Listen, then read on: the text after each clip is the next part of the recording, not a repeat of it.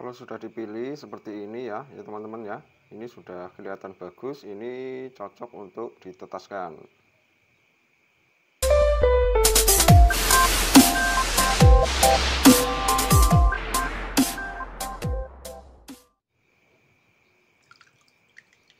Assalamualaikum warahmatullahi wabarakatuh. Selamat malam ya teman-teman. Ini sambil gosok-gosok telur. Nah, untuk langkah awal menetaskan telur, ini adalah telur mentok ya teman-teman. Ini saya gosok-gosok pakai alat pencuci yang biasa digunakan di dapur ya. Ini untuk gosok-gosok panci atau yang lain ya. Ini teman-teman ya, saya yang gunakan untuk ibu-ibu ya. Dan di sini untuk telurnya saya gosok pakai air hangat yang sudah dicampur dengan Baiklin. Tujuannya agar telur ini steril ya teman-teman. Jadi nanti telur-telur ini biar steril ya, seperti ini ya yang saya lakukan. Seperti saya ini nanti dilap pakai kain yang bersih ya teman-teman. Usahakan kainnya itu yang bersih, yang sudah dicuci. Nah, kalau sudah bersih seperti ini, kita padahkan ke yang tempat yang sudah kita bersihkan.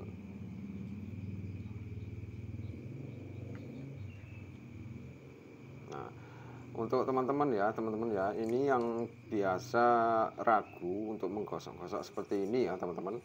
Ini tujuannya adalah untuk membantu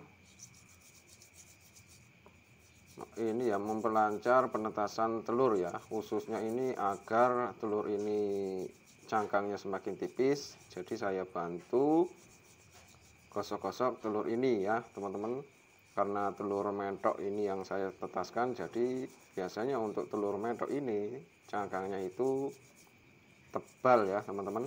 Jadi perlu perhatian khusus atau perlakuan khusus untuk telur mentok ini ya teman-teman. Inilah yang biasa saya lakukan.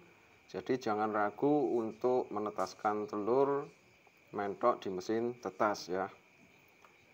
Ya oke ya teman-teman, sambil belajar dan sambil menyimak video saya, alangkah baiknya teman-teman membantu channel ini agar lebih berkembang lagi dengan cara subscribe, like, dan share-nya ya teman-teman. Karena sudah lama saya tidak mengupload video, dan kemarin-kemarin itu lupa sandi ya teman-teman.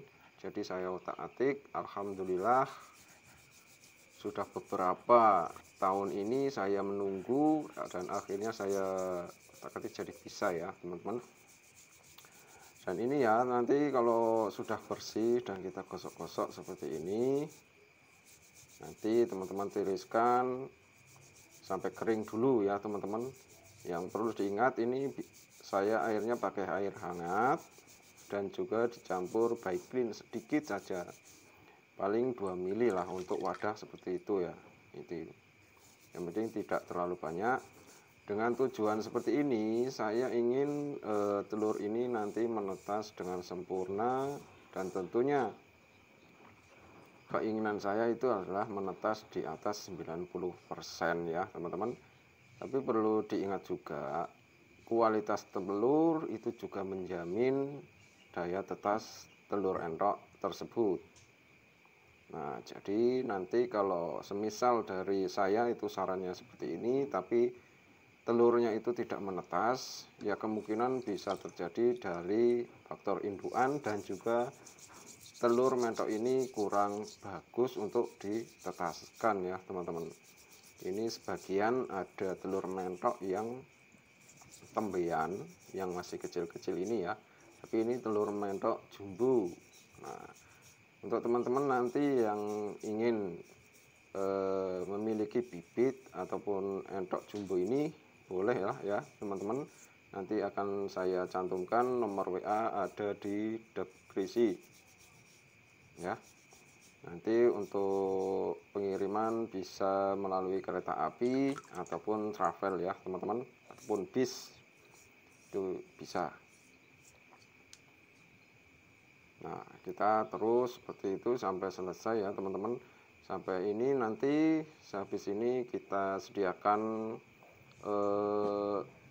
ini ya, spidol tapi yang permanen untuk penulis. Nah, seperti ini ya teman-teman, kita tulis tanggalnya. Nah, seperti saya ini ya, ini tujuannya ya untuk kita mengingat lebih mudah ya teman-teman, ini yang dimasukkan tanggal berapa, seperti itu ya teman-teman. Ini ditulis semua. Karena ini beda jenis, nanti saya tulis yang sebagian itu Rambon, yang saya silakan dengan jumbo Blitarang, dan yang saya tulis T itu adalah yang jumbo ya teman-teman, jumbo murni jumbo ya. Itu yang jumbo tronton yang saya punya, yang kemarin saya beli indukan ya, cukup mahal. Kalau untuk entok jumbo memang mahal ya teman-teman. Kalau yang kualitas kurang bagus, kemungkinan harga ya hampir sama lah sama entok-entok yang kita jual pada umumnya. Tetapi untuk yang saya beli kemarin memang untuk jenis yang penghobi, yang posturnya tegap, jadi lumayan mahal ya teman-teman, di atas 1 jutaan lebih untuk per ekornya, untuk yang pejantan pokoknya. Kalau sepasang ya kisaran 2 jutaan, itu seperti itu ya teman-teman. Jadi untuk kualitas entok dan juga telur entok itu juga mempengaruhi daya tetas telur entok tersebut ya teman-teman.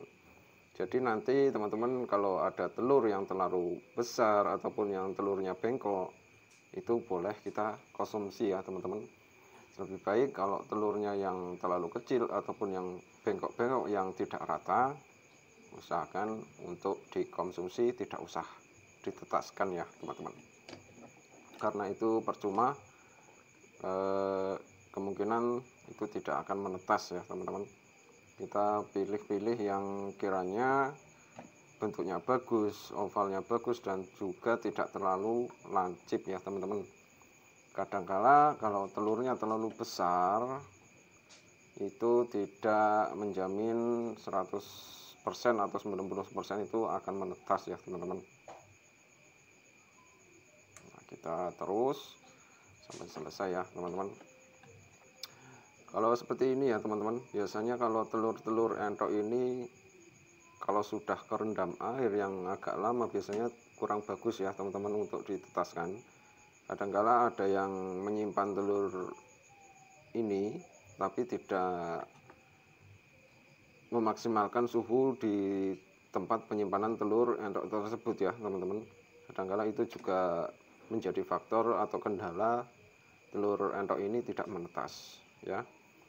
Jadi untuk teman-teman yang baru belajar, mari sama-sama saling sharing, saling belajar, dan saling berbagi pengalaman setiap peternak. Nah, semoga peternak Indonesia ini semakin maju dan menjadi peternak modern ya teman-teman. Karena saya ini selalu menetaskan telurnya tidak memakai indukan, saya memakai mesin tetas telur ya teman-teman. Nah, ini sudah selesai ya teman-teman. Ini kisaran ya 20-an lah,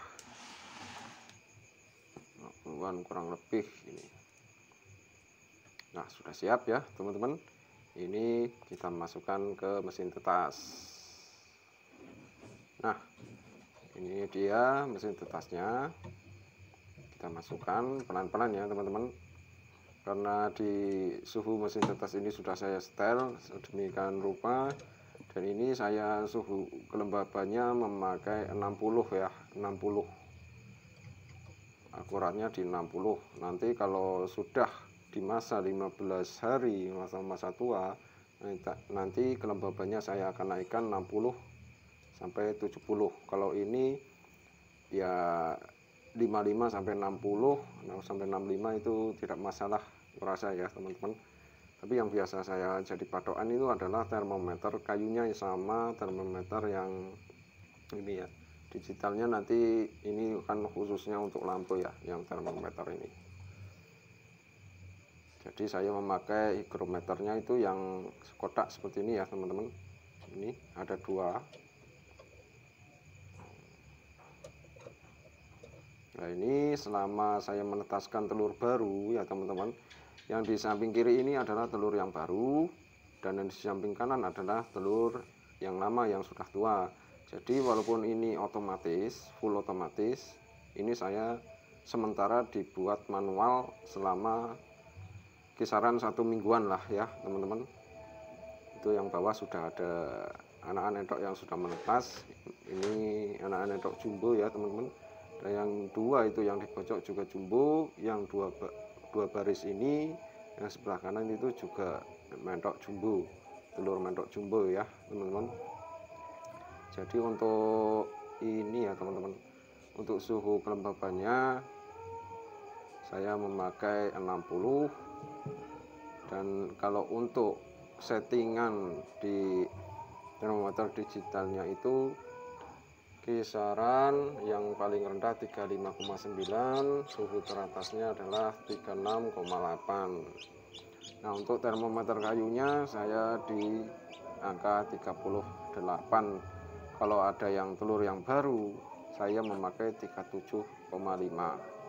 Nah, untuk di termometer Gia ya teman-teman. Itu saya tutup dulu, dan ini saya